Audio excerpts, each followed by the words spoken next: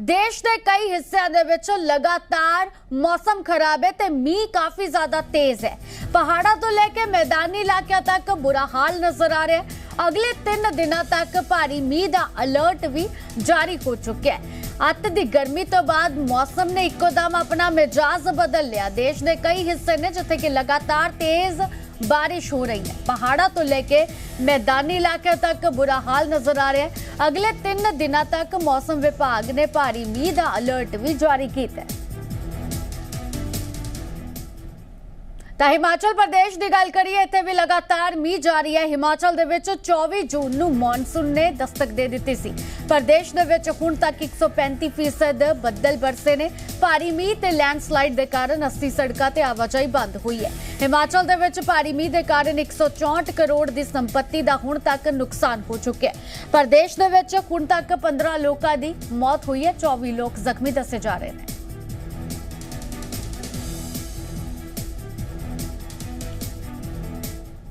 सो हिमाचल का हाल जानने लई साडे नाल साडे दो सहयोगी मनाली तो संदीप ते शिमला तो समीक्षा राणा साडे नाल लाइव मौजूद ने।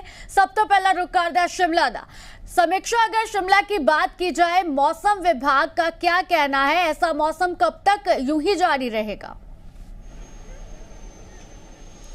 देखिए, 1 जुलाई तक हिमाचल प्रदेश में मौसम यूं ही खराब बना रहेगा। अलर्ट मौसम विभाग की ओर से जारी किया गया है विशाखा। और आने वाले दिनों में जिस तरह से मौसम की जो मानसून की इंटेंसिटी शुरुआत में ही काफ़ी ज़्यादा दिखी है, अगर बीते कई सालों की बात करें, और इस बार भी मौसम का मिजाज जो है वो इसी तरह का रहने वाला है। तस्वीरों में भी आप देख सकते हैं हल्के बादल यहाँ पर छाए हुए हैं और 6 दिन का मौसम विभाग की ओर से अलर्ट ये जारी किया गया है। तो जिस तरह से शुरुआती दौर में मानसून के इस साल जो कहर एक तरह से दिखाई दिया है वो कहीं ना कहीं जारी रहने वाला है। अगर आपको बता देती हूँ कि इस वक्त हिमाचल प्रदेश में 80 सड़कें बंद हैं और इसी के साथ में 1000 से ज़्यादा जो पेयजल परियोजनाएं हैं वो भी बाधित हैं। और लगातार हालांकि इन्हें विभाग की ओर से बहाल करने की कोशिश जो है वो की जा रही है, बावजूद उसके लोगों को कहीं ना कहीं परेशानियाँ ज़रूर आ रही हैं। हिमाचल प्रदेश में जितने भी सैलानी पहुँच रहे हैं उनके लिए भी एक जो अपील है वो विभाग की ओर से की जा रही है कि जितने भी सैलानी हैं जो भी हिमाचल प्रदेश का रुख कर रहे हैं वो एक बार मौसम का हाल जो है वो ज़रूर देखकर आएँ, उसी के बाद हिमाचल प्रदेश में आए। क्योंकि अधिकतर हर साल जब भी मानसून आता है इस तरह की घटनाएं अक्सर देखी जाती हैं, जब पर्यटकों को भी परेशानी होती है, स्थानीय लोगों को भी परेशानी होती है। तो इसीलिए लगातार विभाग सजग है और लगातार लोगों को जागरूक करने का प्रयास किया जा रहा है। जी, समीक्षा आप बने रहे हमारे साथ। मनाली की भी तस्वीरें जरूर देखते हैं। संदीप हमारे साथ लाइव हैं। संदीप, अगर बात की जाए मनाली की, हिमाचल प्रदेश में हर जगह ऐसा ही माहौल देखने को मिल रहा है, ऐसी तबाही की तस्वीरें आ रही हैं, लेकिन मनाली में किस तरह की स्थिति बनी हुई है? जहां पे लैंडस्लाइड हुआ है, क्या वहां पे रेस्क्यू अभी भी जारी है या रास्ता खोल दिया गया? विशाखा, देखिए मनाली में बिल्कुल मौसम की उलट तस्वीर है। यहाँ पर पिछले 4-5 दिनों से जो है वो मौसम की मिलीजुली तस्वीर देखने को मिल रही है। हालांकि हल्की हल्की बारिश जरूर यहाँ पर पिछले 3 दिनों में हुई जरूर थी, लेकिन आज सुबह से ही यहाँ पर मौसम पूरी तरीके से साफ है। मौजूदा तस्वीर जरूर एक बार दिखाना चाहूंगा। मैं इस वक्त मनाली लेह नेशनल हाईवे पर हूँ और यहाँ की मौजूदा तस्वीर जो है देखकर समझा जा सकता है कि दूर दूर तक जो है वो नीला आसमान दिखाई दे रहा है। और रोहतांग दर्रा जो है वो इस वक्त सैलानियों के लिए खुला है। और दूसरी तरफ अगर बात करें तो यहाँ से लेह के लिए भी जो है ये इस हाईवे का इस्तेमाल बड़ी तादाद में सैलानी करते हैं। तो ऐसे में लाहौल स्पीति में भी जो है वो मौसम का सूरत हाल इसी तरीके से है। हालांकि जिस तरीके से पिछले 3-4 दिनों में जो बारिश का दौर रहा है तो मनाली में उसका ज्यादा असर नहीं पड़ा है, क्योंकि यहाँ पर हल्की हल्की बारिश होती रही है। लेकिन मनाली कॉन्स्टिट्यूंसी की अगर मैं बात करूं तो यहाँ के तमाम एरिया में सड़कें जो हैं वो यातायात के लिए पहले से ही खुली हैं और किसी भी तरीके से कोई परेशानी नहीं है। अगर दूसरी तरफ अगर बात करें तो मंडी से कुल्लू को जोड़ने वाले नेशनल हाईवे नंबर 21 पर जो है वहां पर भूस्खलन की स्थिति जो है वो खराब हुई थी, जिसके बाद 22 घंटे उसे खोलने में लग गए। लेकिन अभी जो है पिछले 24 घंटों से ज्यादा का वक्त बीत चुका है, तो ये मार्ग पर जो है वो भूस्खलन नहीं हुआ है, जो कि राहत की खबर की बात है। और डबल लेन जो है इस मार्ग को दोबारा से खोल दिया गया है और 4 लेन बीच में कई सारे मार्ग हैं जहां पर लगातार जो है वो पत्थर गिर रहे थे, लैंडस्लाइड हो रहे थे, उनको भी जो है national highway authority of India की तरफ से जो है वहां पर हटा दिया गया है। तो यानी अब जो है वो आवाजाही चंडीगढ़ से लेकर यहां तक जो है वो आसानी से हो रही है। और दूसरी तरफ अगर बात करें तो फिलहाल इस वक्त सबसे ज्यादा परेशानी जो है वो इंटीरियर इलाकों में है, जो कि मंडी की बात करें हिमाचल प्रदेश में तो सबसे ज्यादा सड़कें जो है मंडी के सराज में बंद चल रही हैं और लगभग 100 से ज्यादा ऐसी सड़कें हैं विशाखा जहां पर अभी भी जो है वो ट्रैफिक मूवमेंट सुचारू नहीं हो पाई है। हालांकि आज का दिन काफी राहत रहने वाला है क्योंकि मौसम का मिला जुला असर इसी तरीके से रहेगा। मौसम साफ है आज, तो जैसे ही आज पूरे दिन प्रोग्रेस जो है वो पीडब्ल्यूडी विभाग या दूसरे संबंधित विभागों की तरफ से जो है वो निकालने का मौका है ताकि इन एरिया में भी जो है वो ट्रैफिक सुचारू हो सके। लेकिन दूसरी तरफ सबसे बड़ी चुनौती इस वक्त प्रदेश के उन इलाकों में बनी हुई है जहां पर 1000 से ज्यादा वाटर सप्लाई जो है वो प्रभावित हुई है क्योंकि पिछले कुछ दिनों में लगातार हुई बारिश के बाद जो है वाटर सोर्सेज में गाद भर चुकी है, पानी जो है मटमैला हो चुका है, जिसमें शिमला भी आता है। शिमला में भी पिछले कुछ दिनों से लगातार मटमैला पानी आ रहा है। तो ऐसे में आपको जी, तो संदीप से दोबारा जुड़ने की कोशिश करेंगे। बात करते हैं समीक्षा से। समीक्षा, हिमाचल प्रदेश में काफी दिनों से तेज बारिश हो रही है, तो अगर अनुमान लगाया जाए हिमाचल प्रदेश में इन सारी चीजों की वजह से कितना अभी नुकसान हो चुका है यहाँ पर?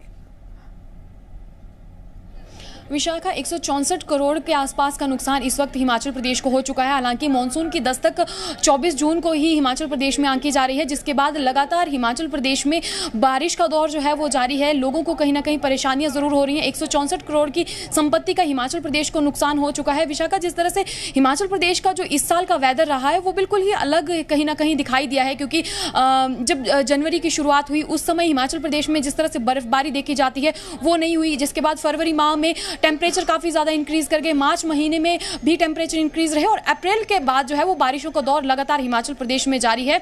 इसी के साथ अगर देखें तो मई महीने में हिमाचल प्रदेश में रिकॉर्ड तोड़ बारिश दर्ज की गई थी, 135%। इस बार अगर जून की बात करें अभी तो 135% ज्यादा इस बार हिमाचल प्रदेश में बादल बरसे हैं। तो लगातार कहीं ना कहीं बारिश का दौर जारी है। हालांकि जिस तरह से हर साल ये विभाग जो आपदा प्रबंधन विभाग है मानसून की तैयारियों को लेकर एक बैठक की जाती है, बैठक भी हो चुकी है, अधिकारियों को दिशा निर्देश भी दे दिए गए हैं, लेकिन बावजूद उसके कहीं ना कहीं नुकसान जान माल और संपत्ति का जो है वो देखने को मिलता है। हालांकि प्रयास जो है वो किए जाते हैं, लेकिन बावजूद उसके लोगों को कहीं ना कहीं जरूर परेशानियों का सामना इससे करना पड़ता है। और जिस तरह से साल दर साल ये जो आंकड़ा है मानसून में हिमाचल प्रदेश को जो संपत्ति का नुकसान हो रहा है वो लगातार बढ़ रहा है। और इसी के साथ में जो मवेशी हैं वो भी कई तरह का उनको नुकसान झेलना पड़ता है। कई मवेशी अपनी जान गंवा चुके हैं, लोग अपनी जान गंवा चुके हैं। तो कहीं ना कहीं विभाग पर एक इस समय प्रेशर जरूर रहता है कि किस तरह से हिमाचल प्रदेश में जो स्थितियां हैं नियंत्रित किया जाए, क्योंकि हिमाचल प्रदेश में अगर बात करें तो इस वक्त टूरिस्ट का पीक सीजन चल रहा है, क्योंकि इस वक्त मौसम हिमाचल प्रदेश में